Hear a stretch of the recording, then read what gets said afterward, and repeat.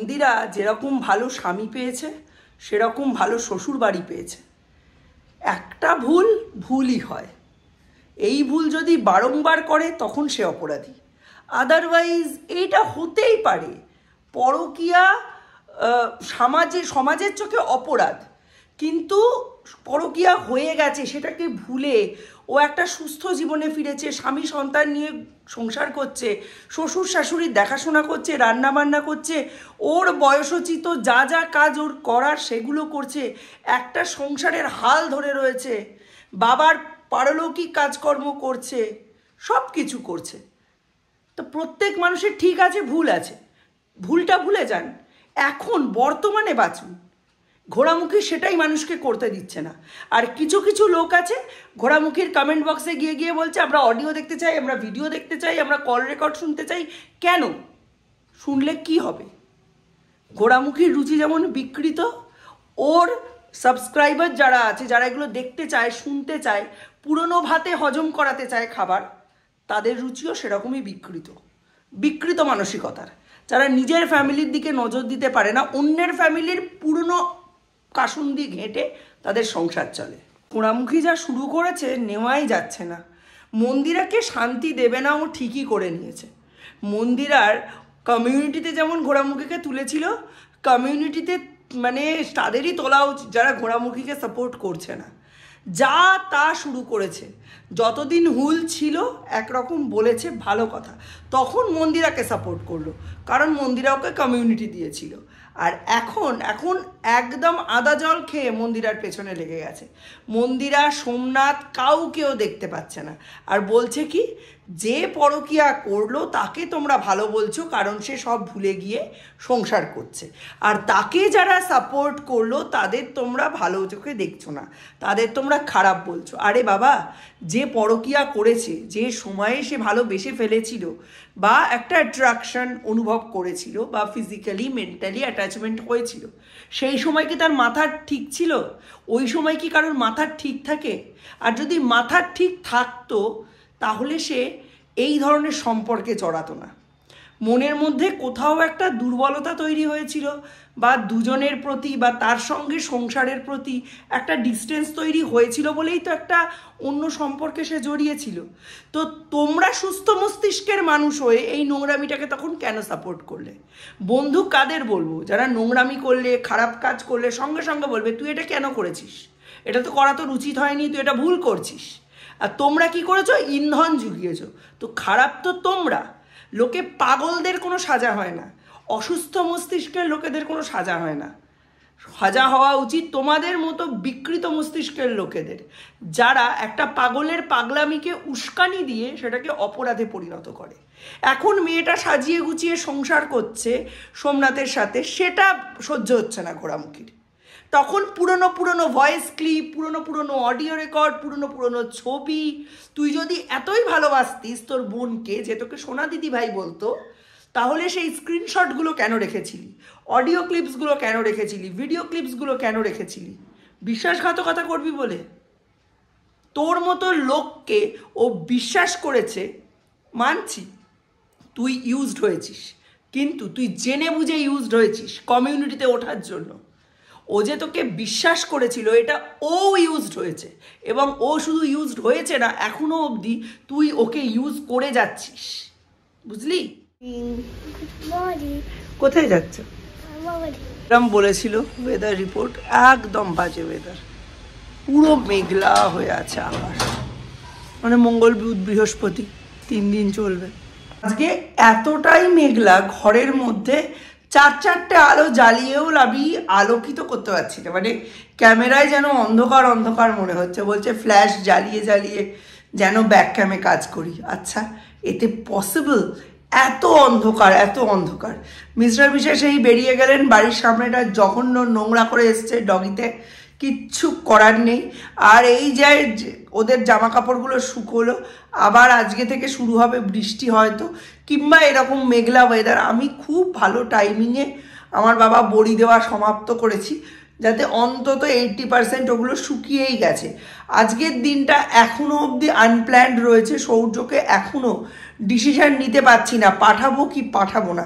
আজকে যদি লেখার ক্লাস থাকে তাহলে আমি পাঠাবো, আর যদি লেখার ক্লাস না থাকে তাহলে পাঠাবো না।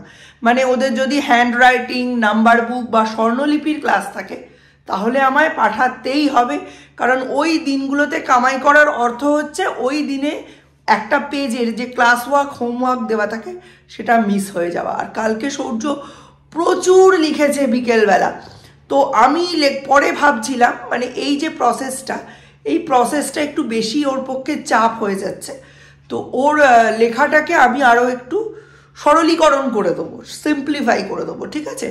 তো তোমাদের সঙ্গে সেটাও শেয়ার করব। তো চলো আজকের দিনটা শুরু করা যাক। সৌর্যটা এত বদমাইশ হয়েছে ভাবতে পারবে না। আমি যদি যাই কিছুতেই আসতে চাইবে না, তারপরে আমি যখন বলবো তুই এলি না তো আমি কিন্তু দাদাকে পাঠাবো, বলবে দাদা লুকে পাঠাও প্রসাদ, কলা আর লাড্ডু। আমি টোটোতে উঠেছি সৌর্যকে নিয়ে, দিয়ে পাওয়ার হাউস মোড়ের ওই জায়গার থেকে একটা ঠাম্মা উঠেছে, ঠিক আছে? ঠাম্মাটা উঠে জিজ্ঞেস করছে স্কুলে যাচ্ছে? হ্যাঁ। রোজ স্কুলে যায় তো? হ্যাঁ। তুমি দিয়ে আসো, নিয়ে আসো? বললাম না না, মা নিয়ে আসে, আজকে মার শরীরটা খারাপ বলে আমি দিয়ে আসছি। বলছে আচ্ছা ওটা কি তোমার ছেলে? না না, ছেলেটা ভাই।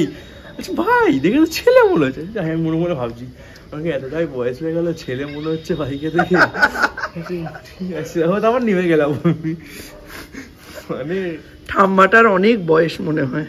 হ্যাঁ হ্যাঁ, অনেক বয়সে 75 কি 80। তা বলে মোটেও ছেলে মনে হয় না দীপ। আমি এটা কি তোমার ছেলে? না না ভাই, ভাই তো দেখে মনে হয় ছেলে মনে হয়। না ভাই অবশ্যই মনে হয় না, তবে ছেলেও মনে হয় না। এটা মধ্যিখানে আটকে আছি আমি। কালকে সেজে গুজে বেরিয়েছিলাম, আজকে দেখো ওয়েদার মেঘলা, আমার মুড অফ, বিচ্ছিরিভাবে বেরিয়েছি। যাচ্ছি বিরজা ফার্মেসি, মিস্টার বিশ্বাসের একটা ওষুধ পেন্ডিং আছে, সেই ওষুধটা আনতে। সুপ্রিয়তা বলেছিল, সুপ্রিয়, যে আমি মিলি ভবনের কাছে দিয়ে যাচ্ছি, ওর বাড়ি এদিকেই, দিয়ে যাচ্ছি। তার হলো অত আর্জেন্ট না, আছে, জিনিয়া গিয়ে কালকে নিয়ে আসবে। তো আমি যাচ্ছি। আর আজকে সৌর্যকে দীপ দিতে গেছে, দিয়ে টিয়ে ও একেবারে বাজার করে ফিরবে। মাছ আনতে হবে, রাঙালু, বিটরুট এগুলো আনতে হবে, আর ওদিকে আদা আর কাঁচা লঙ্কা আনতে হবে, এইসব জিনিসগুলো আনতে হবে। তো দীপকে বলেছি সৌর্যকে দিয়ে একেবারে বাজার করে ভেতরে ঢুকবি, আর আমি ওষুধটা আনতে যাচ্ছি। আমি তো পৌঁছে গেছি, কিন্তু বিরজা এখনও বন্ধ। তো আমি সুপ্রিয়কে ফোন করলাম, সুপ্রিয় বললো আমার আজকে লেট হয়ে গেছে সব খুলতে, আমি এক্ষুনি এসে সবটা খুলছি, খুলেই তোমায় ওষুধটা দিয়ে দেবো। আমি ততক্ষণ একটুখানি পাখি।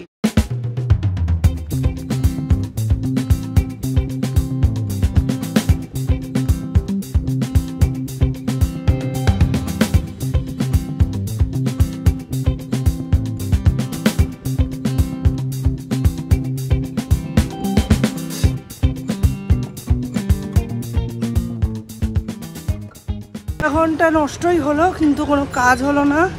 বিরজা এখনও খোলেনি, 11:30 বাজে, আর আমি টাইম দিতে পারবো না। পরে আমি আসবো, বা মিস্টার বিশ্বাসকে পাঠাবো, বা সৌম্যকে পাঠাবো, কারণ আমার দ্বারা আর হবে না। এখানে দাঁড়িয়ে থাকলে একদমই আমার সময় নষ্ট হয়ে যাচ্ছে। হ্যাঁ, ওদের হয়তো আজকে কিছু সমস্যা হয়েছে, কারণ কালকে জয়ন্তী ছেলেকে পাঠায়নি স্কুলে, জানি না, আমায় কিছু বললো না।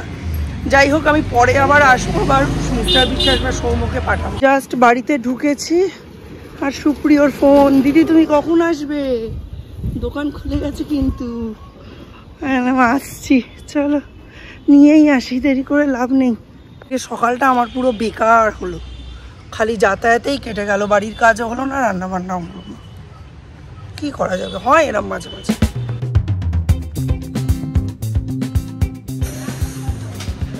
পৌনে 12টা, ঢুকছি। এই যে গ্রেটার নিয়ে নিয়েছি, আর টিফিনটা তো দেখলেই আগে দিয়ে এসছি।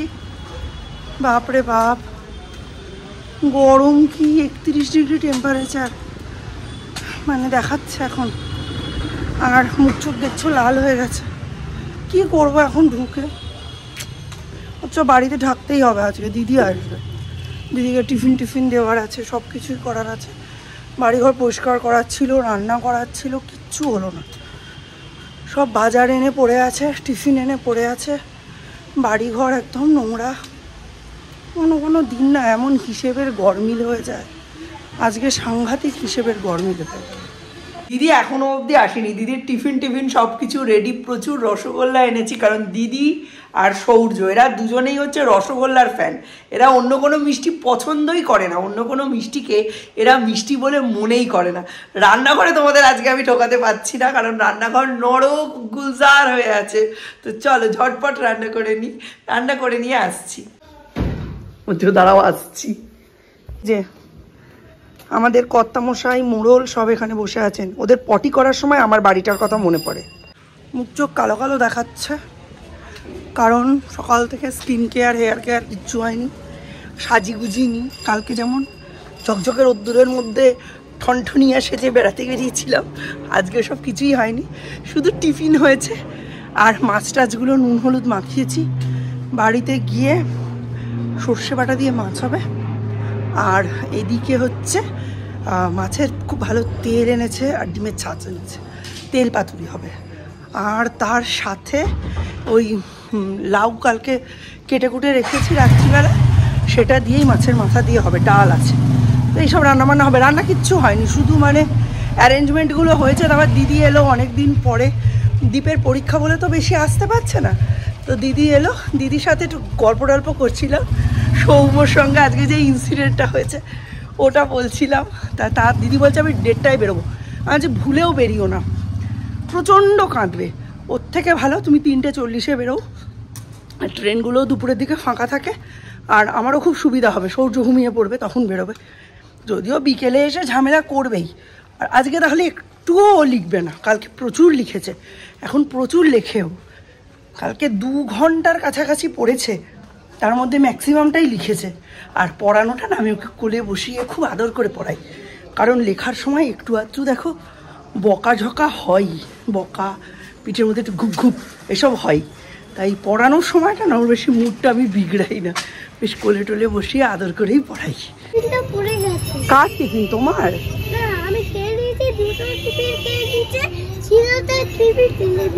সৃজনের টিফিনটা পড়ে গেছে মাটিতে? কার ধাক্কা খেয়ে?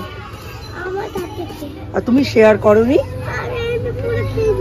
ও, তোমার টিফিন খেয়ে নেওয়ার পর তোমার ধাক্কায় সৃজনের টিফিন পড়ে গেছে।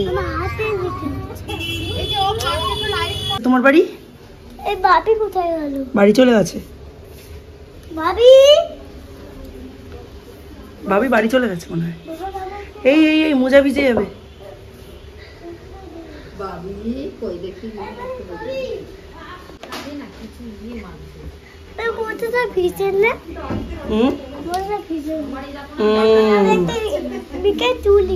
ওকে, আমি একটু বড় হই, তারপরে বড়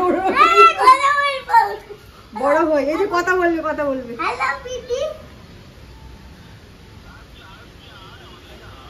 তুমি যাবে না বাবির বাড়ি? কেন? তুমি ভালোবাসো না? ভালোবাসে না মনে হচ্ছে। যাবি? ছাড়ো তো হাতটা। ব্যাগ গুছিয়ে দি। ব্যাগ গোছাই। তো করে বললাম ব্যাগটা গুছিয়ে দি। চা এখন গিয়ে ঘুরে আয়, আর শনিবারে চলে আসিস বাবির সাথে, পিতির সাথে।